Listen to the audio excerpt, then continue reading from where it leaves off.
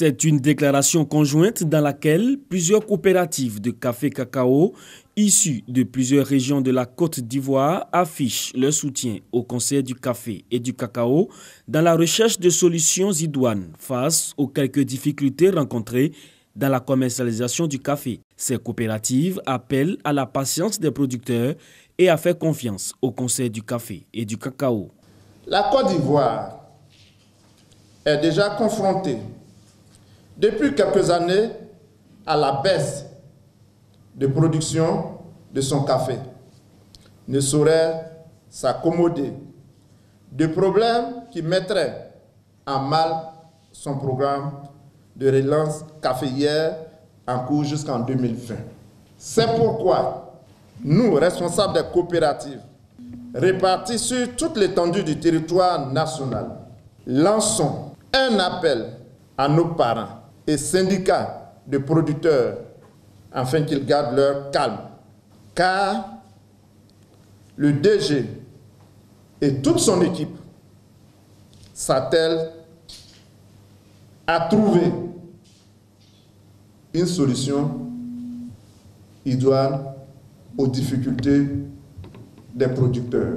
Déjà, une équipe d'experts désignée par le directeur général du Conseil du café et du cacao travaille sur la question de la commercialisation du café tant au plan national qu'à l'exportation. Au plan national, justement, les installations de la CIFCA Corp ont été mises à la disposition des exportateurs pour le déchargement du café en attendant la levée de tous les freins et obstacles à la commercialisation du café. La Côte d'Ivoire en est le troisième producteur africain.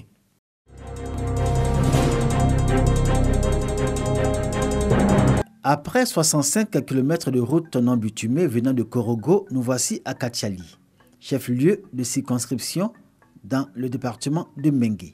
Katiali et ses populations, des gens simples et accueillants qui souhaitent que leur localité soit dotée de toutes les infrastructures, signe de développement et de progrès des populations.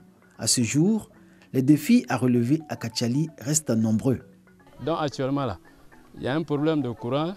Il y a un problème d'antenne de réseau. Souvent on dit à la carte de village, souvent on dit les politiciens, on dit ça, tout ça là, bon, il n'y a rien. Ici, le village est dur, il n'y a pas de nourriture.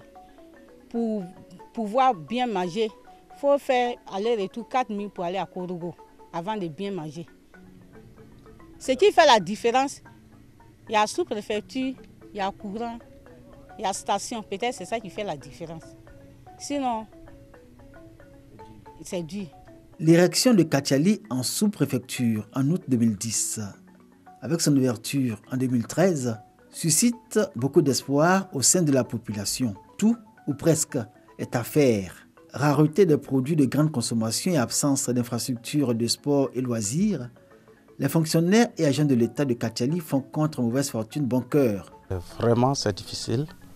La ville est beaucoup cachée, puisque que tu passes par Tiebila ou bien par Niofouin, Katiali est difficilement joignable. Et puis il n'y a pas de véhicule de liaison en tant que tel, et les voies ne sont pas bitumées. Il n'y a pas aussi de maison de logement administratif pour les fonctionnaires, pas les enseignants. Les populations ici ne sont pas trop réceptifs au développement. C'est-à-dire, les cadres ne s'impliquent pas vraiment dans le développement de la localité. Voilà, nous nous attelons à chaque fois à les sensibiliser pour qu'ils se mettent ensemble pour que la sous-préfecture puisse aller de l'avant.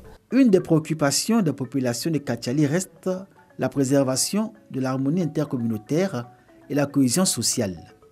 Le sous-préfet et les autorités coutumières s'y emploient. Avec le chef du village de Katiali, ils ont réussi à mettre fin au conflit qui opposait les populations de cette localité et leurs frères venus de Bengué à propos des terres cultivables du village de Kpala. La délimitation, c'est vraiment coûteux. Il faudrait que l'État fasse des efforts pour permettre aux populations d'avoir des certificats fonciers à moins de coût. Ça permettra aux gens de faire ces délimitations, les inciter. Parce que si c'est toujours coûteux, c'est vraiment très difficile d'avoir ces certificats fonciers. De médiation en médiation sous la conduite des équipes du médiateur de la République, Les frères Ampalab hier ont renoué avec le vivre ensemble aujourd'hui. Sur l'affaire de terre de Pala, donc ils sont venus, ils nous ont demandé pardon, on n'a qu'à laisser les gens qui ont chassé, ils n'ont qu'à s'asseoir pour travailler. Donc à cause des médiateurs, on a accepté. Donc sans condition, tous les arriérés de Tadana qui étaient là, on a accepté. Bon, cette année, on a accepté. À notre niveau ici, il n'y a pas eu de problème. Les gens sont venus et puis les partis là. Donc il n'y a pas eu de problème encore.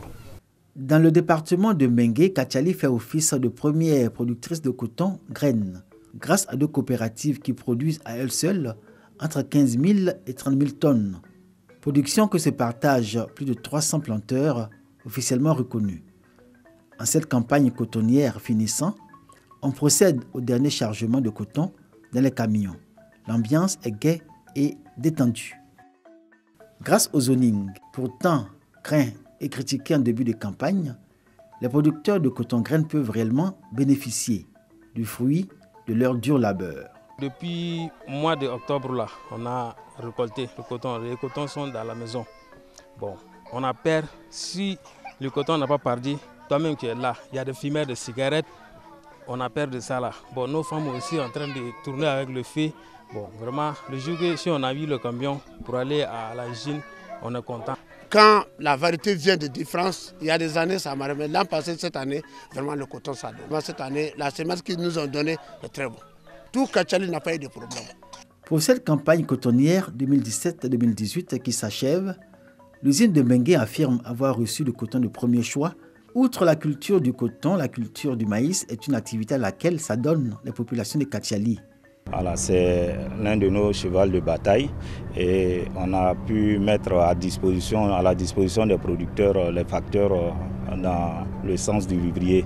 Sinon, le département de Mbengue, nous avons enregistré 16 000 hectares de maïs et 7 000 hectares de riz que nous avons encadrés avec les producteurs qui font le coton.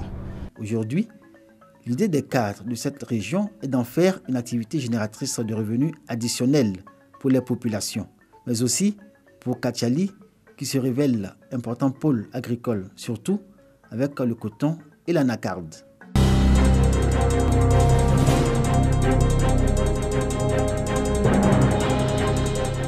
Kawouara, environ 800 km d'Abidjan.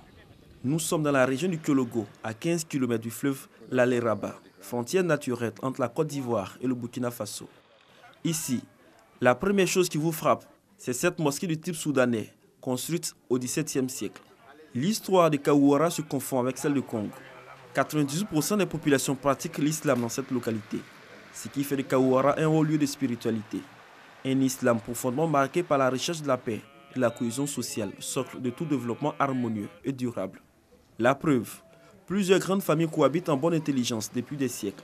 Des familles réputées pour leur niveau élevé de connaissances coraniques, ce qui confère aujourd'hui à la ville de Kawouara un lieu privilégié de pèlerinage où tout le monde vient chercher le savoir et la bénédiction d'Allah. Kawouara et Kong sont des frères. C'est le village de 2 frères. Le plus âgé s'appelle Sekou Ouattara et le second s'appelle Bassouma Ouattara. Donc Bassouma Ouattara est resté ici et son grand frère est parti créer Kong. En initiant donc cette journée de prière au président de la République Alassane Ouattara et à son premier ministre Amadou Gon Coulibaly, les populations de Kawouara veulent exprimer leur reconnaissance à Allah pour les actions de développement dont elles bénéficient. Pour l'occasion, personne n'a voulu se faire compter l'événement. Kawouara ressemblait à un lieu de pèlerinage. Couleur dominante, le blanc, symbole de pureté et de paix. Le corps préfectoral, les chefs de canton, de village, les grands maîtres coraniques vivant dans le département, tous comme un seul homme, ont levé les mains vers le ciel pour implorer la clémence du Tout-Puissant, afin qu'il restaure la paix et la prospérité en Côte d'Ivoire. La fin de la cérémonie a été marquée par des dons et la distribution de plusieurs Corans offerts par le ministre des Affaires présidentielles, Téné Birahima Ouattara, fils de Kawouara et de Congo.